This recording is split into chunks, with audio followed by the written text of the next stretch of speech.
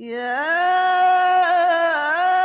أيها الرسول بلغ ما أنزل إليك من ربك وإن لم تفعل فما بلغت رسالته.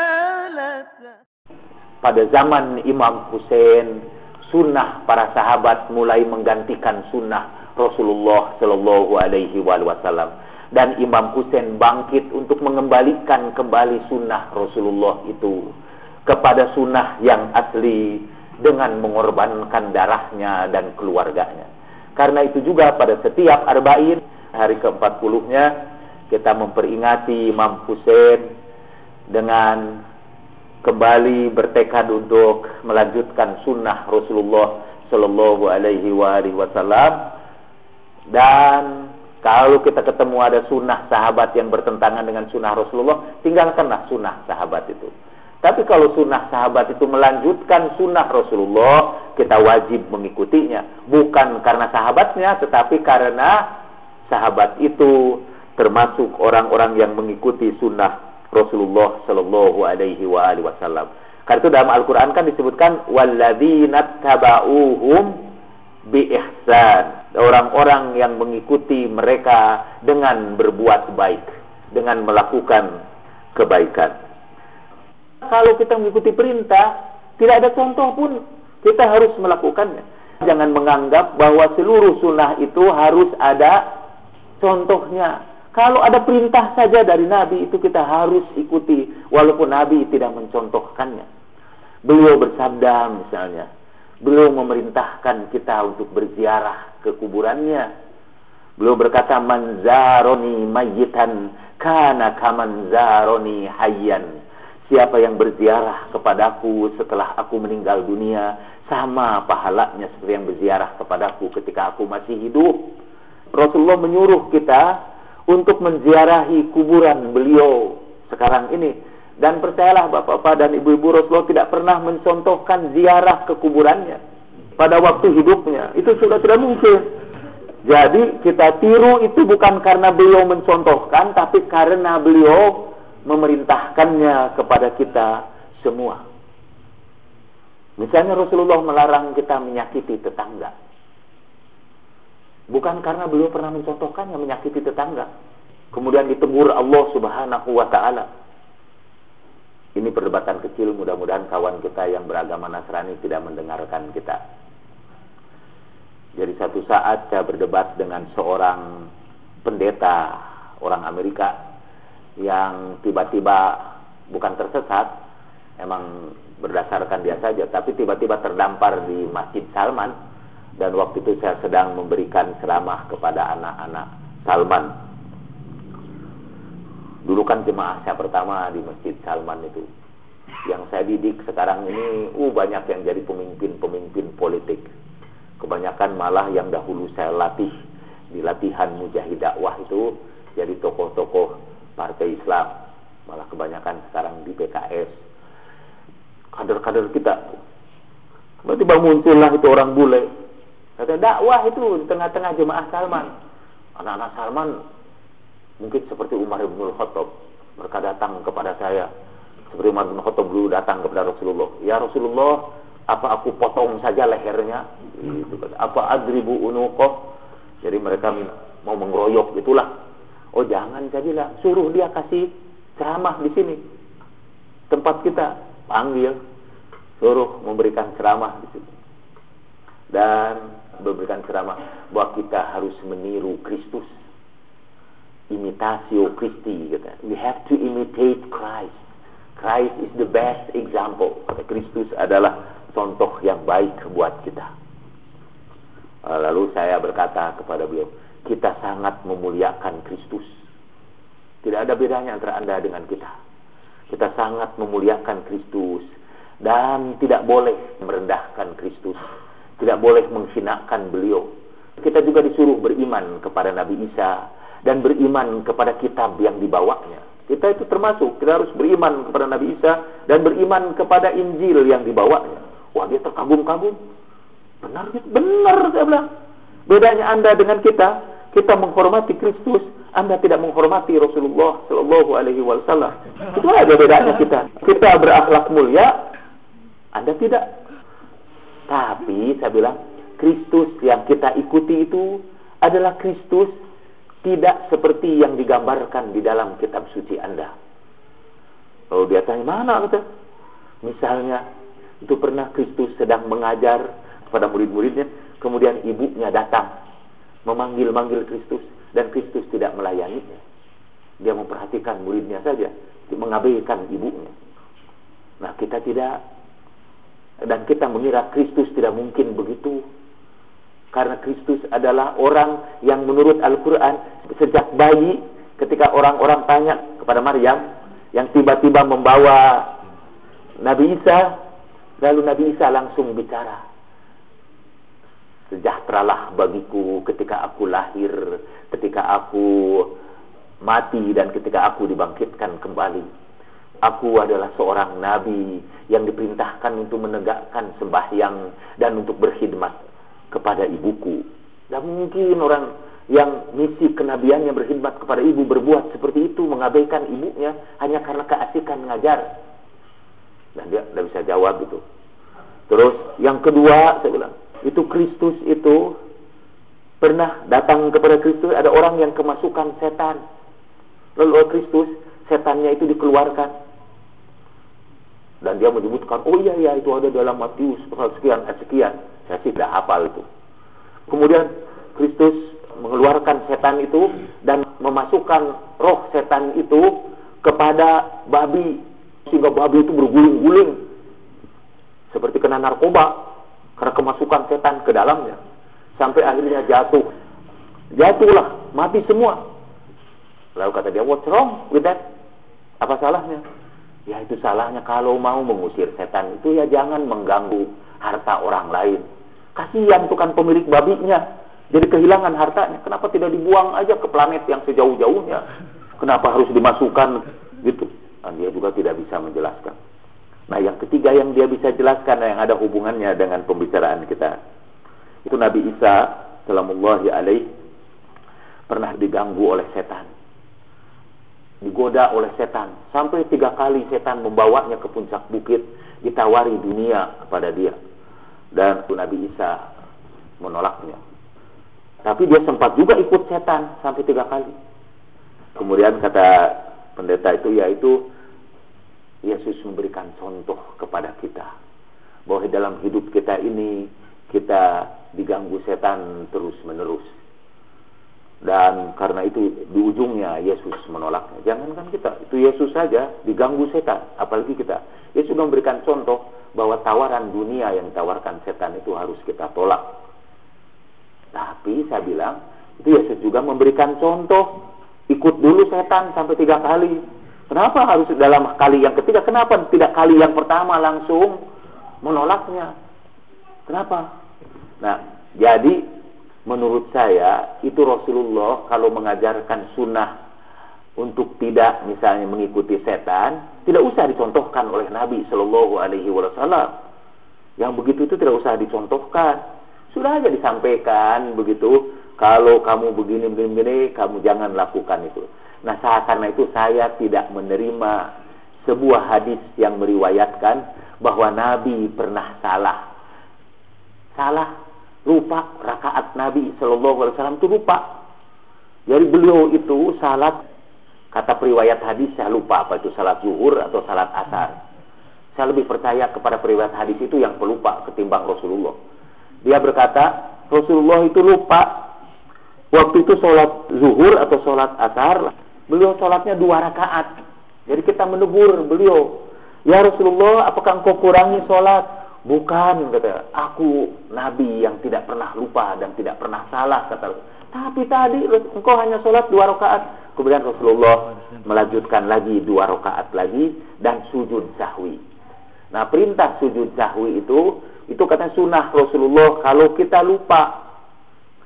Tapi menurut saya Rasulullah tidak usah mengajarkan lupa dengan lupa. Beliau selupa sendiri untuk menunjukkan sujud sahwi. Beliau akan mengajarkan begini aja, cukup kan? kalau kamu lupa, lakukanlah sujud sahwi.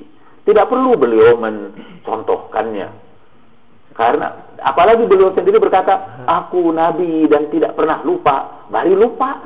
Itu artinya Nabi pun sudah lupa kepada lupa dia. Dan buat saya tidak mau menerima riwayat itu. Jadi untuk mengajarkan kepada kita menghindari perbuatan yang buruk, Nabi tidak perlu mencontohkannya. Balik lagi tentang sunnah Nabi Sallallahu Alaihi Wasallam. Nah, ada beberapa sunnah Nabi Sallallahu Alaihi Wasallam, terutama yang berkaitan dengan akhlak dan ajaran yang berkaitan dengan akhlak. Saya sudah menjelaskan yang berkaitan dengan ibadah pun ada sunnah Nabi itu yang berubah sepeninggal Rasulullah Sallallahu Alaihi Wasallam digantikan oleh sunnah sahabatnya. Saya insya Allah merencanakan untuk membuat sebuah buku, ya, sebetulnya dari sebuah disertasi yang sedang saya buat sekarang ini tentang pergeseran dari sunnah Nabi kepada sunnah sahabat. Jadi bagaimana sunnah Nabi itu bergeser digantikan oleh sunnah sahabat. Sunnahnya Nabi itu kunut itu sebelum ruku. Sunnahnya para sahabat ialah kunut itu sesudah ruku. Dan yang beredar di kalangan kaum muslimin sekarang itu sunnah sahabat, bukan sunnah Rasulullah Sallallahu Alaihi Wasallam. Ada banyak contoh-contoh lagi, bukan tempatnya saya sampaikan di sini. Jadi di dalam ibadah pun telah terjadi perubahan-perubahan. Sunnah Rasulullah digantikan oleh sunnah sahabat. Mengapa sunnah sahabat menggantikan? Karena ada anggapan mayoritas kaum muslimin sejak dahulu sampai sekarang. Saya akan bacakan dari Ar-Razi. Ar-Razi itu Abu Hatim Ar-Razi. Ar-Razi itu ahli hadis, salah seorang tokoh besar ahli hadis. Dia mendapat gelar Imamul Jarhi wa Ta'dil. Buat yang tidak pernah belajar ilmu hadis, pasti banyak sini yang tidak pernah belajar ilmu hadis. Tapi bari sok hadis, ayah hadis nanti. Kami tidak pernah belajar ilmu hadis, bagaimana menyeleksi hadis. Tapi sok hadis pisan. Dulu orang yang pertama kali mengajarkan kepada saya ilmu hadis, itu saya masih muda sekali. Mudah-mudahan beliau masih hidup sekarang dan mudah-mudahan Allah merahmati beliau. Itu salah seorang tokoh Persis di Binong, perumahan Pindad. Itu namanya Pak Hadis. Nama beliau memang Pak Hadis dan mengajarkan kepada saya hadis. Nama itu sangat tepat. Itu hadis itu biasanya misalnya Bukhari menerima hadis itu dari gurunya Abdul Razak. Abdul Razak menerima dari gurunya lagi misalnya Abdurrahman. Abdurrahman menerimanya dari Mughirah bin Syu'bah. Mughirah bin Syu'bah menerimanya dari Abu Hurairah. Nah, itu ada rangkaian periwayat hadis. Orang-orang yang meriwayatkan hadis. Namanya rijal. Laki-laki yang meriwayatkan hadis. Nah, hadis-hadis itu harus dikritik. Yang meriwayatkan hadis itu harus diketahui latar belakangnya. Sampai kata para ulama hadis, ada seorang meriwayatkan hadis. Tiba-tiba ditemukan satu saat dia makan sambil jalan kaki. Sambil jalan dia makan. Hadisnya dianggap doif. Karena periwayat hadisnya makan sambil jalan. Begitu hati-hatinya kata mereka. Tapi itu sih dongeng. Karena ternyata banyak periwayat hadis itu yang akhlaknya lebih buruk daripada makan di tengah jalan. Dan itu dianggap oleh mereka sahih. Tapi terlalu mendalam ini ilmu hadis. Nah, tapi itu mencela itu artinya mengkritik orang yang meriwayatkan hadis. Misalnya makan di tengah jalan karena itu hadisnya dhaif. Makan di tengah jalan itu disebut dhaif. Nah, menyebut bahwa dia makan di tengah jalan dalam ilmu hadis disebut jarah. Menjarah artinya mengecam itu, mengecam tingkah lakunya. Tentu seorang itu ada yang memujinya, ada yang mencelaknya. Ada yang memuji, ada yang mencela. Jadi ada yang menjarah, istilahnya. Ada yang mentakdil. Mentakdil itu memuji. Gimana kita menentukan hadis ini sahih atau dhaif? Karena yang satu menganggap ini dhaif, yang satu lagi menganggap ini terpercaya orang ini. Ini lemah, ini munkar. Tapi yang satu lagi mengatakan orangnya baik, ini orang soleh. Setiap orang di dalam ilmu hadis itu kadang-kadang ada yang mencelaknya, ada yang memujinya. Mana yang harus kita pilih? Ada kaidah dalam ilmu hadis. Bunyinya begini. Al-jarhu muqaddamun ala ta'dil. Yang mencela harus didahulukan daripada yang memuji. Jadi kalau ada seseorang dipuji oleh semua orang, ada yang mencela, hadis itu langsung dhaif. Ini orang ini soleh, kata terus para ahli hadis menyebutkan, sayang dia ini si A, dhaif langsung. Langsung itu dhaif di dalam ilmu hadis. Ibnu Ma'in itu salah seorang ahli hadis juga yang tukang mencela dan tukang memuji. Satu saat diberitahukan kepada dia, ini ada hadis diriwayatkan oleh Muhammad Asy-Syafi'i, Imam Syafi'i itu, ridwanullahi ta'ala alaihi. Ini hadis diriwayatkan oleh Syafi'i. Dan Syafi'i adalah orang yang terpercaya, kata yang lain. Ibnu Ma'in berkata, "Wasaqah Syafi'i, wallah," kata dia, "laisa huwa bisaqah." Oh, kamu percaya kepada Syafi'i? Demi Allah, Syafi'i bukan orang yang terpercaya. Dan dhaiflah seluruh hadis yang diriwayatkan oleh Imam Syafi'i karena Ibnu Ma'in menyebutnya sebagai orang yang tidak terpercaya. Wah, ini sudah ngajinya ini terlalu tinggi ini ya. Tapi yang dicela itu hanyalah di bawah sahabat. Kalau sudah sampai kepada sahabat, kata Ar-Razi, itu ahlu Imamul Jarhi wa Ta'dil, kata beliau, sahabat tidak boleh dicela. Karena sahabat itu tidak pernah keliru, tidak pernah salah, tidak pernah bimbang, tidak pernah sombong, dan tidak boleh mendapat kecaman. Allah melarang kita mengecam sahabat itu. Karena sahabat adalah a'immatul huda, yang membawa petunjuk kepada kita. Hujajuddin, hujah-hujah agama yang harus dijadikan teladan. Nah, jadi dalam sebuah diskusi ini antara Sunnah dan Syiah, saya menceritakan bedanya Sunnah dan Syiah itu. Tadi sudah kita sebutkan, itu bedanya Islam dengan Kristen. Ini bedanya Sunni dengan Syiah itu ialah, menurut ahlu Sunnah semua sahabat itu harus dijadikan teladan. Menurut Syiah, tidak semua sahabat harus dijadikan teladan.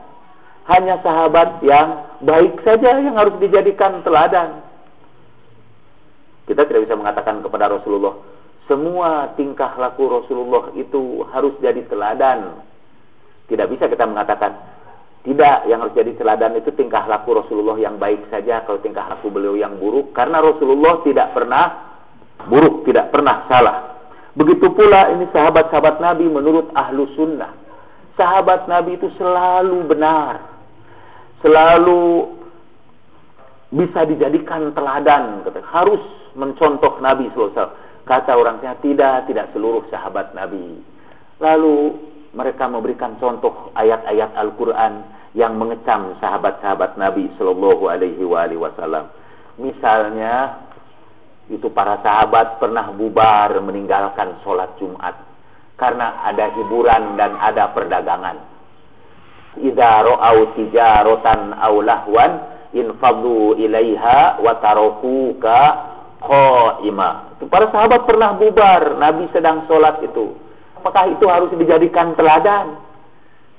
Saya bilang kepada kiainya itu, kalau Bapak mau mencontoh sahabat, nanti kalau Bapak khutbah dan saya menjadi pendengarnya, saya akan ajak kawan-kawan yang lain bubar, pergi ke pasar. Kalau bisa, pergi ke pasar malam yang ada hiburannya di situ. Tapi pasarnya siang hari, kali karena sholat Jumat, bubar. Karena itu pun mencontoh sahabat Nabi Sallallahu Alaihi Wasallam. Jadi menurut ahlu sunnah, semua tingkah laku sahabat itu harus dicontoh, harus diteladani. Karena mereka mengira seluruh sahabat itu perilakunya itu baik. Saya berikan contoh juga dalam perdebatan itu. Saya katakan begini, itu Aisyah Siti Aisyah itu Ummul Mukminin, istri Nabi sallallahu alaihi wasallam.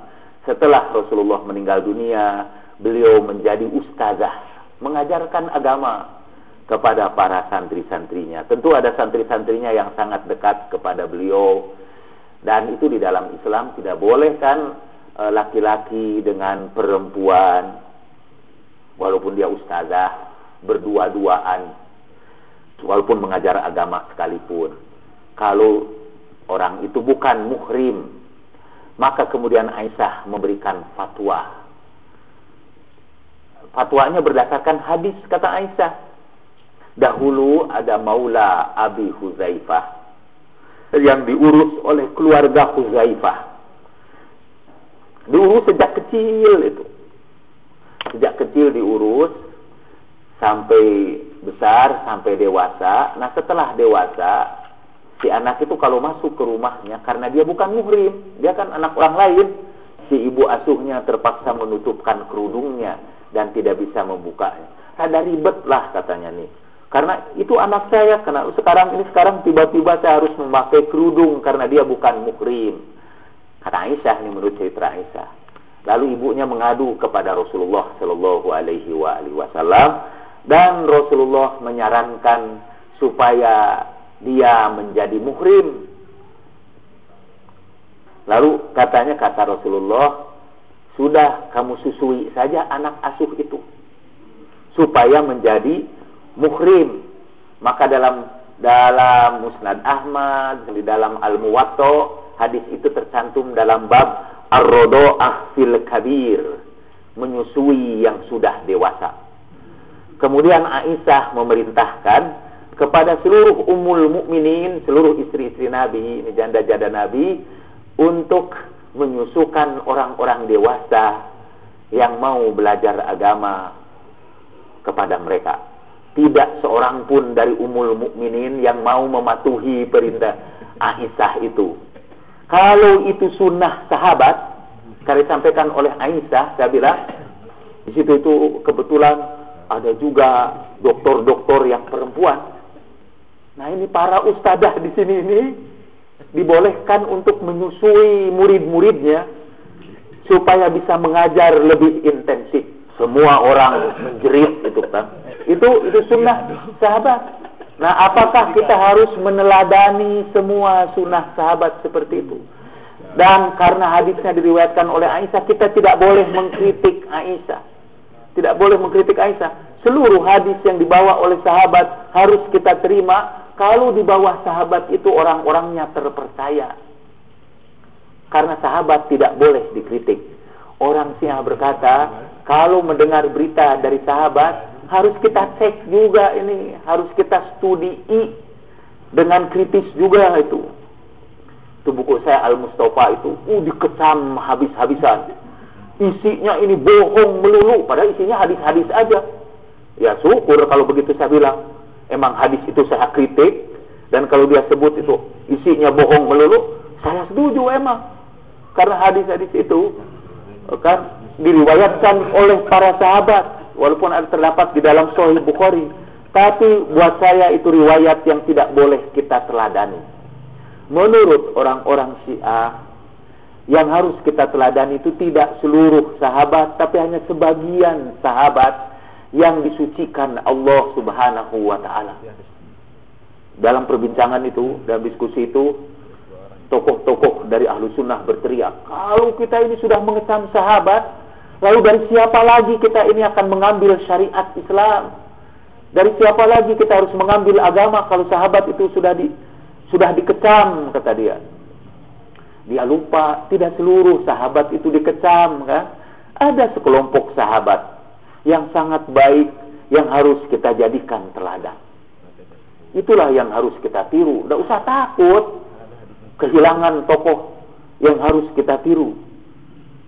Ada salah seorang pejabat dari Departemen Agama yang membuat disertasi doktornya tentang dekonstruksi sakralitas sahabat Nabi. Namanya Dr. Muhammad Zaid. Sekarang pejabat tinggi di Departemen Agama.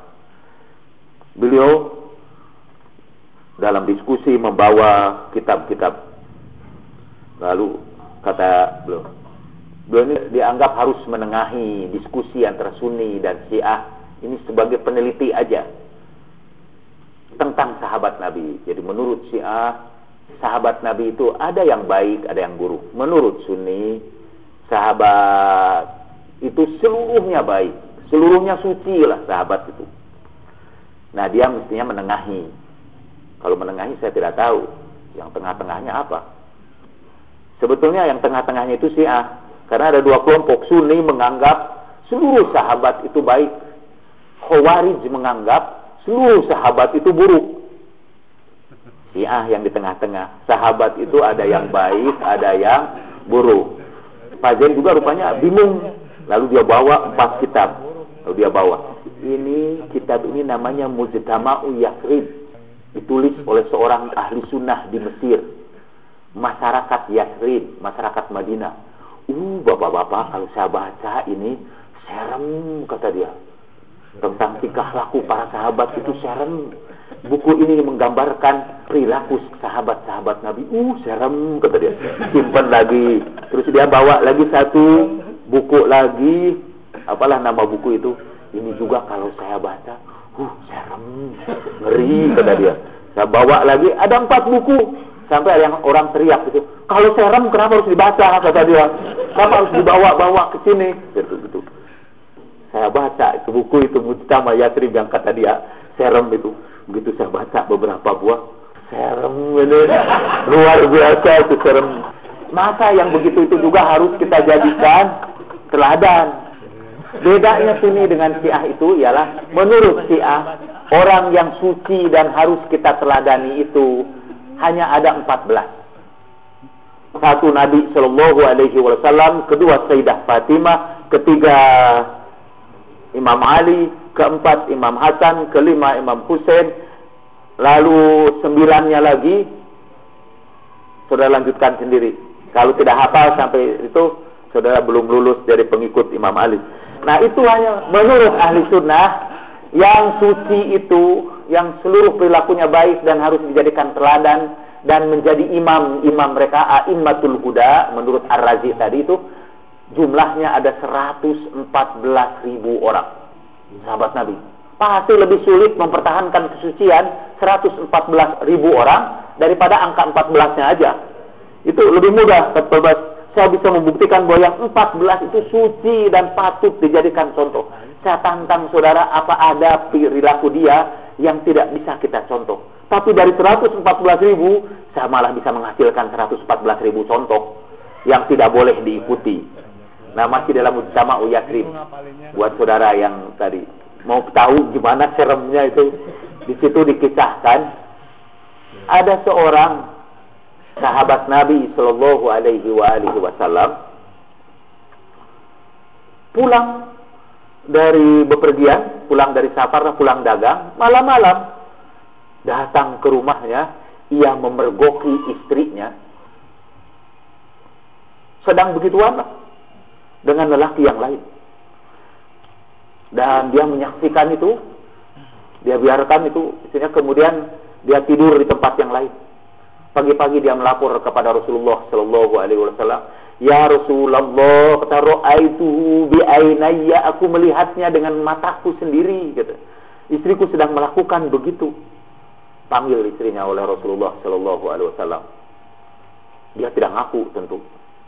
Dan di dalam Islam kan ada syarat, orang berzina itu hanya bisa dihukum kalau saksinya itu ada 4 orang. Akhirnya Nabi memutuskan bahwa 2 orang itu harus melakukan mula'anah.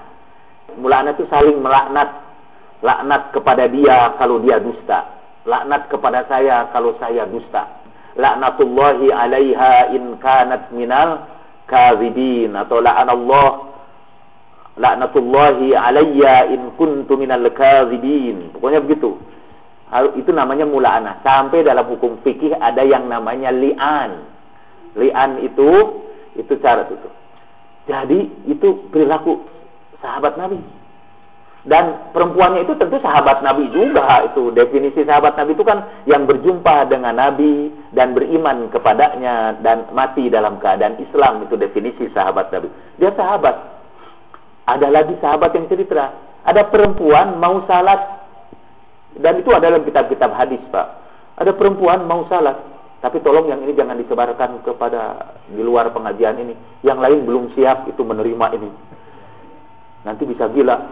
Ada orang mau salat subuh, perempuan mau salat subuh, di tengah jalan diperkosa oleh laki-laki yang juga mau salat subuh berjamaah. Di situ diperkosa, lalu dia minta tolong kepada seorang yang lewat juga, tapi keburu si orang yang memperkosanya itu lari, dan orang itu tidak bisa menolong dia yang kedua itu. Setelah itu pergi, dia sebetulnya mau mencari orang itu, mau menolong dia, mau mencari pemerkosanya. Datang lagi satu rombongan orang juga yang mau salat. Subuh-subuh itu tentu masih gelap. Ada orang datang lagi, satu rombongan, dan dimintai tolong oleh perempuan itu, tolong kejar itu si pemerkosa itu. Dikejar, yang ketangkap yang mau mengejar pemerkosa itu. Dan dia kemudian dibawa, mau dihukum rajam karena dianggap dialah yang berkosa. Mungkin karena gelap juga, si perempuan itu juga tidak bisa membedakan mana yang dimintai tolong dan mana yang memperkosa dia. Hampir-hampir dia dihukum rajam. Untungnya sahabat itu yang memperkosa itu mengaku, karena tidak tegalah ini orang yang tidak bersalah itu, dia mengaku datang sendiri. Nah, mengakunya itu patut dijadikan contoh itu, karena itu contoh yang baik. Tapi memperkosanya jangan dicontoh sekalian ya. Tapi mengakunya, kalau dia berbuat salah, ngaku itu penting dicontoh. Itu yang terjadi pada mujtama'u Yasrib. Dia bawa lagi cerita-cerita yang serem lainnya.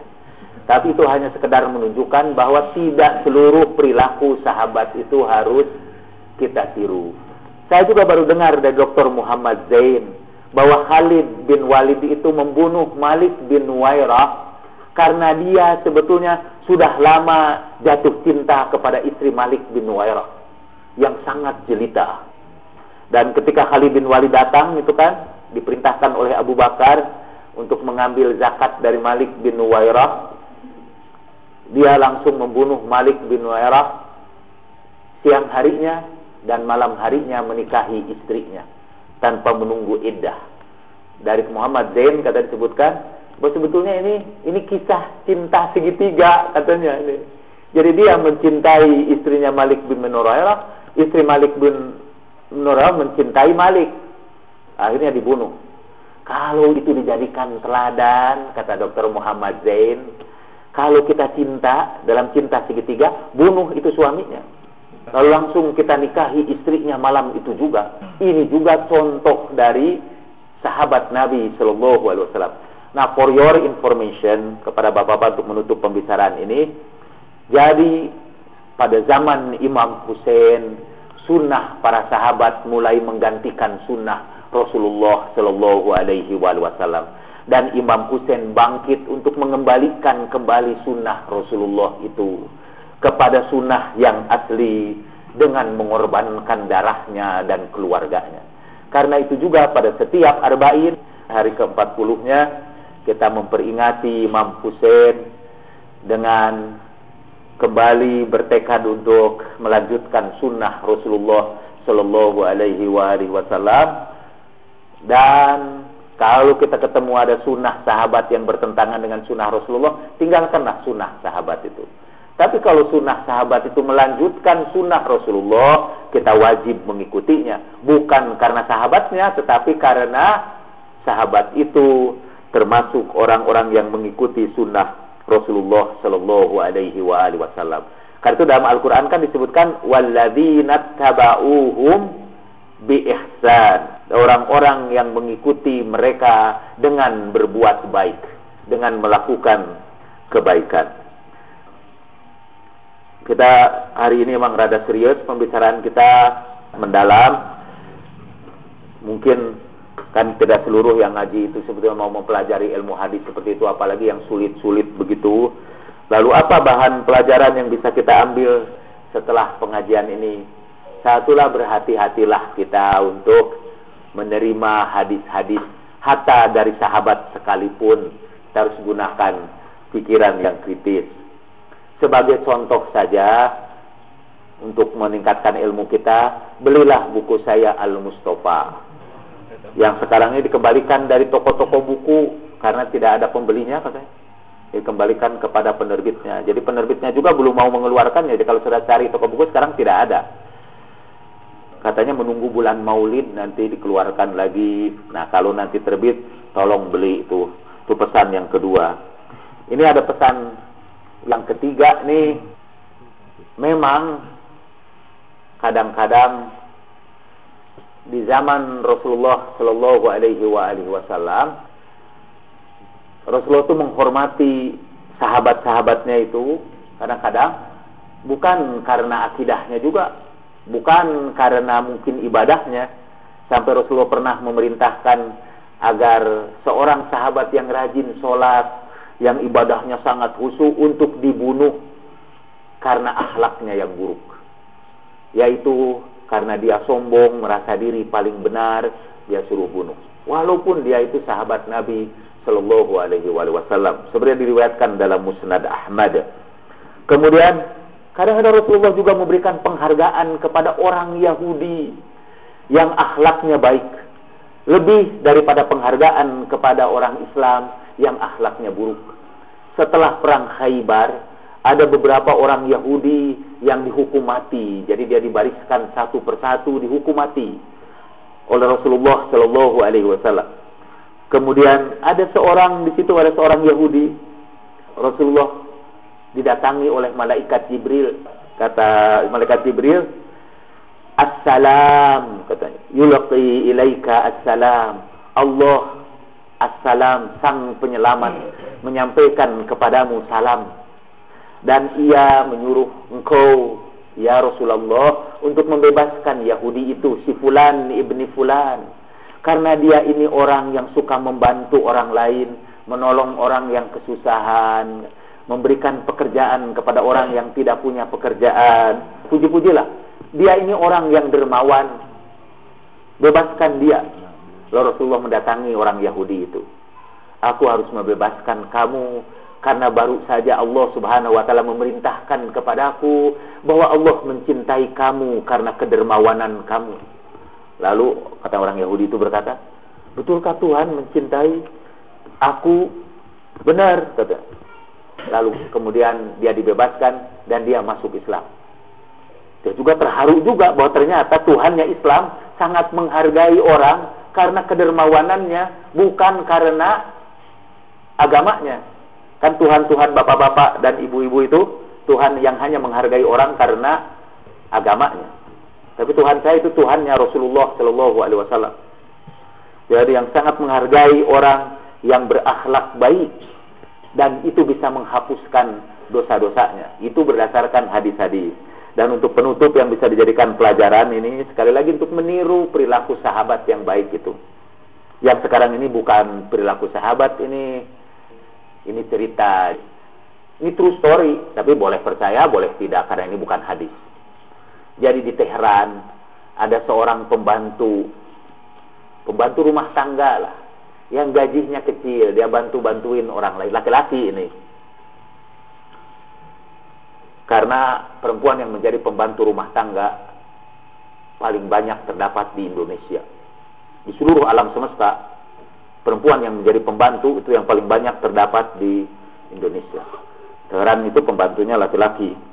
Tiba-tiba dia datang kepada seorang arsitek, kepada seorang insinyur lakukan arsitek, tolong dibuatkan toilet buat kepentingan umum, katanya, di sini. Lalu berapa kamu punya duit? Karena jenis toiletnya itu kan bergantung kepada berapa dia punya duit. Malumlah ini pembantu. Kata pembantu itu marah.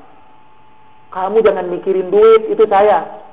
Ada yang bayarnya. Yang harus kamu pikirin ialah membangun toiletnya. Bikinlah toilet sebanyak-banyaknya. Bikinlah akhirnya toilet. Dan seluruh penghasilan dia sebagai pembantu itu diberikan sebagai bayaran untuk membangun toilet itu. Dalam cerita itu, tiba-tiba satu saat setelah dia meninggal dunia, dan si pembantu itu ibadahnya itu kurang begitu baik lah. Dengan catatan jangan dijadikan ini contoh ibadahnya yang tidak baik ini.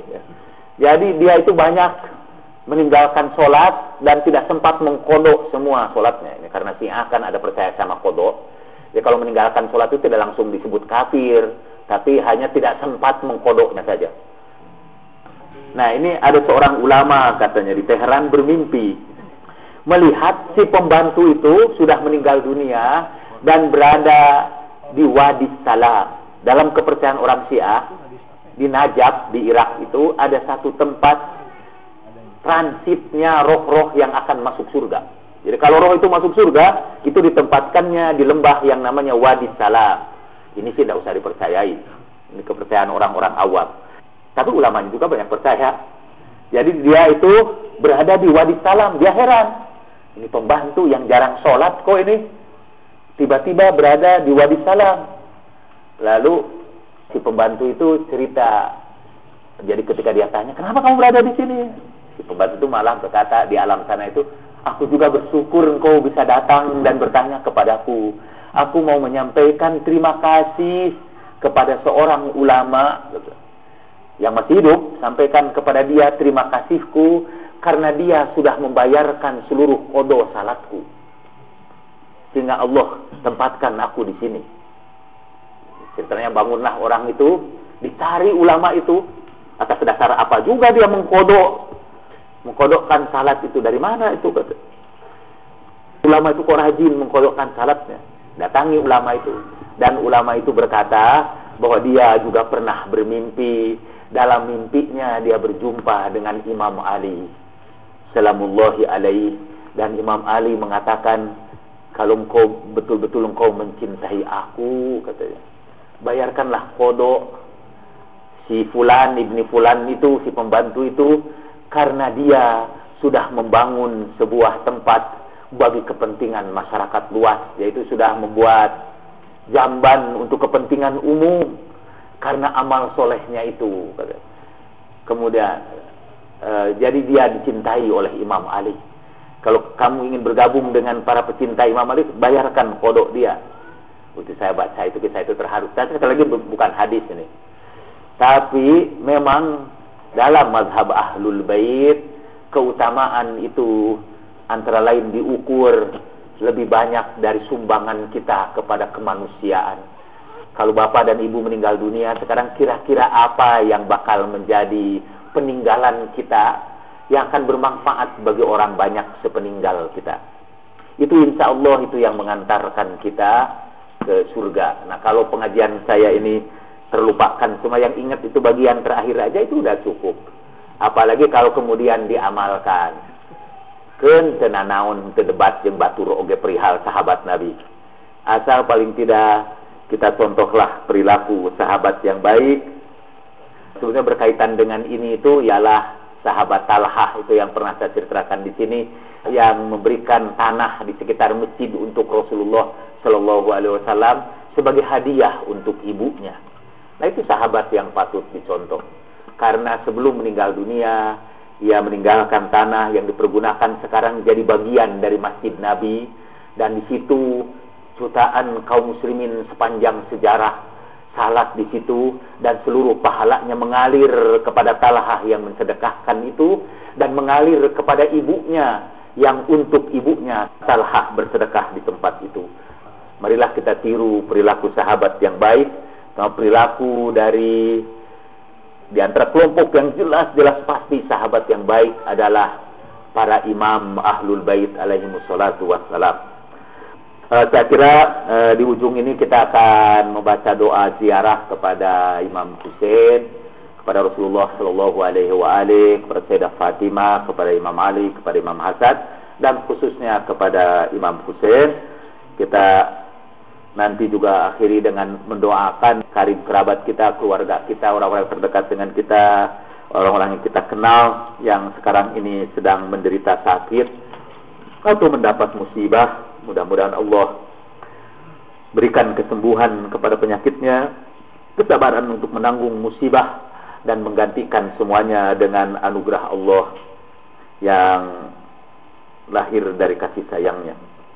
Sebelum doa ziarah kita baca salawat dan umul kitab. Al-Fatihah.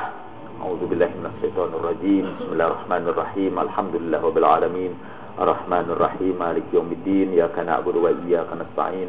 Ihdinas siratal mustaqim, siratal ladzina an'amta 'alaihim ghairil maghdubi 'alaihim waladdallin. Innallaha malaikatahu yusholluna 'alan nabi, ya ayyuhalladzina amanu shallu 'alaihi wa sallimu taslima. Allahumma shalli 'ala Muhammad wa ali Muhammad. Allahumma shalli 'ala Muhammad wa ali Muhammad. Allahumma salli ala Muhammad wa ali Muhammad. Assalamu alayka ya Rasulullah. Assalamu alayka ya Nabi Allah. Assalamu alayka ya Habib Allah. Assalamu alayka ayuhan Nabi wa rahmatullahi wa barakatuh. Assalamu alayka ya Amirul Mu'minin. Assalamu alayka ya Sayyidatan Nisa'il Alamin. Assalamu alayka ayyuhal mujtaba. Assalamu alayka ayyuhal Husain Ash-Shahid. Assalamu alaykuma ya Sayyiday Shababi Ahlil Jannati Ajma'in. Assalamu ala al-Husain. Assalamu ala awladil Husain. Assalamu ala ashabil Husain. Assalamu ala al-arwahil lati hallat bifina'il Husain. Assalamu alayka ya Aba Abdillah wa rahmatullahi wa barakatuh.